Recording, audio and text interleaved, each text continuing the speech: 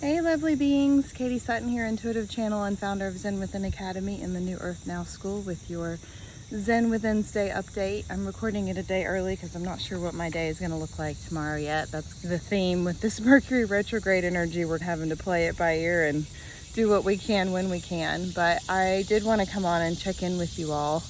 I'm recording outside. I took a break from my morning walk because what I wanted to talk with you all about today is one of our themes this month, which is recommitting to yourself or reconnecting with yourself. And the kind of theme behind that is to recommit to a spiritual practice. And so I wanted to talk about spiritual practice because I think when we hear that, it can be a little bit, just those words, they seem to be a little bit overwhelming for some people, and they have a lot of connotations about what a spiritual practice really is, and I wanted to talk about that. One of my spiritual practices right now is exactly what I'm doing in this moment, which is being outside. The energies, are pretty intense. We've got lots of planets in retrograde. We've got solar flares happening. We have an election happening in the US, and we have some other astrological transits that are just creating a lot of frustration energy and contentious kind of energy right now. And so you might need a little extra nature time to ground in. And so this is part of my spiritual practice. Yesterday I was by a waterfall for about 5 hours, and that may not be something that's available in your schedule, but you can go for a 10-minute walk outside. The weather in the mornings is starting to get really nice here in Charlotte, which I'm very appreciative of.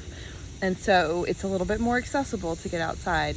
What happens when we go outside is that we recalibrate to something that isn't what's happening in the collective field. We recalibrate to what's happening in nature, which is always based on a cycle, based on a season, and it reconnects us back into the time period and the present moment that we're in, and takes us out of the hustle and bustle energy that we might be experiencing in our daily life. So that's one part of my spiritual practice right now.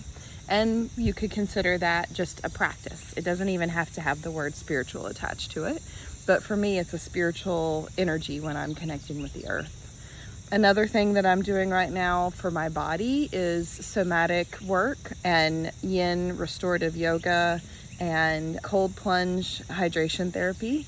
Those are all things that I'm doing to continue to rebuild and reset my nervous system and my body and help me to heal from the last 3 or 4 years of deep trauma work that we've been doing as a collective and as individuals. I was listening to something the other day about COVID and how it has been found now that it's really impactful of the nervous system, and I'm sure that isn't news to many of you all who are tuned in. But I was glad to see that was coming out in media, because I think that the impact that has been happening on our nervous system is really significant.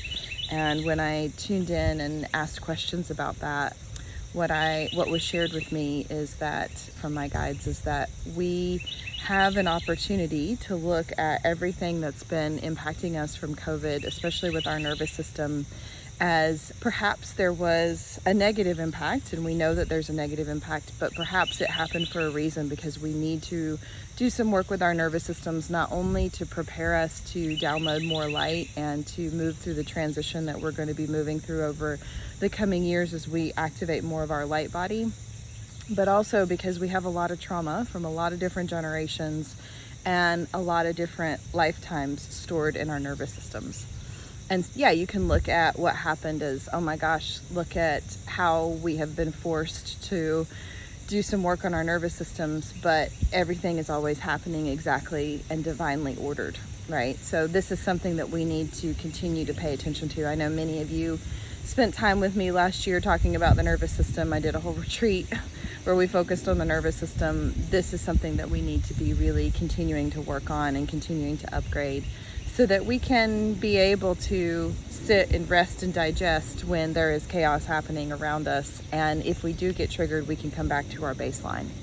So somatic yoga, yin yoga, somatic work, and cold plunge is what I'm doing to support my body.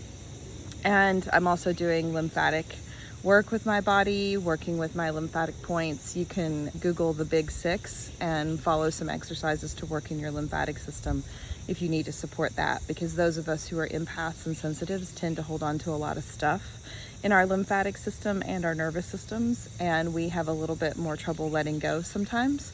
So we might need to help that. I also have a vibration plate that I use sometimes as well, or you can use a rebounder or just shake the body if you don't have any of those things to start to release that. So that's what I'm doing on the body level. For the mind and the emotions, I've been working with mantra. So I get in the car and I listen to normally Sanskrit mantras and I sing with them as loud as I can until I feel whatever's stuck start to shift. I'm also doing my usual energy medicine work that I work with, my own 12th dimensional healing and clearing my chakras and doing all the things. And yeah, it's a lot. Do I do everything every day? Absolutely not. Are there days where I can't get to any of those tools because I'm in complete overwhelm? Absolutely. But it's a spiritual practice. It is not a spiritual perfect. This is not something where you should be judging yourself or shaming yourself because you're not doing it consistently every day. We have been in summer energy, and a lot of us have been very inconsistent in a lot of things because we've been playing and doing and being in that vibrant fire energy. As we move closer to fall, we get closer to Virgo season, which asks us to bring more focus to our body and our routines and our structures. And the weather's cooling off, and so naturally we need to slow down a little bit. And so this is a great time to go through all of the things on your list that you are interested in, that feed you, that help you, and start to make some decisions about what is going to support you as you move into the fall and the winter season. And all of those things that I listed, the only thing that's consistent from maybe what my spiritual practice was this time last year to this year is my energy work that I teach, that I use every day. Everything else is different. Now, have I dabbled in those things in the past? Yes, but were they a part of my routine? No. I have completely changed everything about my spiritual practice since this time last year. So just because something worked for you last year does not mean that it's going to work for you now. So it's really important that you evaluate everything. And if you're doing it just because you think that you should, but you're not feeling any benefits from it, maybe it's time to take a break from that practice and move on to something else. The one other thing that I'm doing that I forgot to mention is I've gone back to reading and coloring mandalas as part of my creative pursuits and practice. And I want to pick up a paintbrush again. It hasn't happened yet, but that's part of what I want to be doing as I move into the fall and winter too. Also, part of your spiritual practice is doing something with your creative energy, whether that's creating something in your home for your enjoyment, redecorating, moving things around, clearing things out. That's a great thing to do during Mercury retrograde, by the way. Maybe some fall plantings in your garden. Just doing something to use your creation energy is also really important right now. So those are some ideas around spiritual practice. Now, are all of those things inherently spiritual and defined in our woo-woo spiritual terms always? No.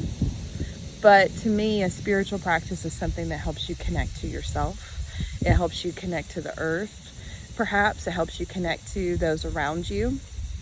And it helps you to reset. That to me is a spiritual practice. You'll notice that I didn't say in there that I'm doing hours and hours a day of meditation.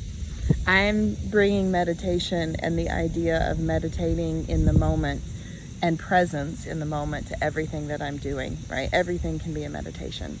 So open the door on what your spiritual practice can look like and expand your horizons a bit as we move towards fall. All right, so that's my invitation to you all today. Comment and let me know what's working for you. What are you really incorporating in your spiritual practice right now? What's working so that we can share ideas, and maybe there are things that we don't know about that we can try out, that we can Google and look up and be like, oh, I would like to add that to my spiritual practice. All right, I also want to let you know that I've got some classes coming up in the fall that I'm going to be launching. One of them is going to be on the 4 etheric bodies, so emotional, physical, spiritual, and mental. And so things like what I just talked about, we'll be bringing in different practices, but also be bringing in teachings about how to heal those different etheric bodies and tune them together. I'm also planning some other workshops that I don't want to announce yet but will be other things coming online. I've got a in-person Women's Day workshop that's going to be on October 5th called The Fully Connected Woman. That'll be launched in the next week or so.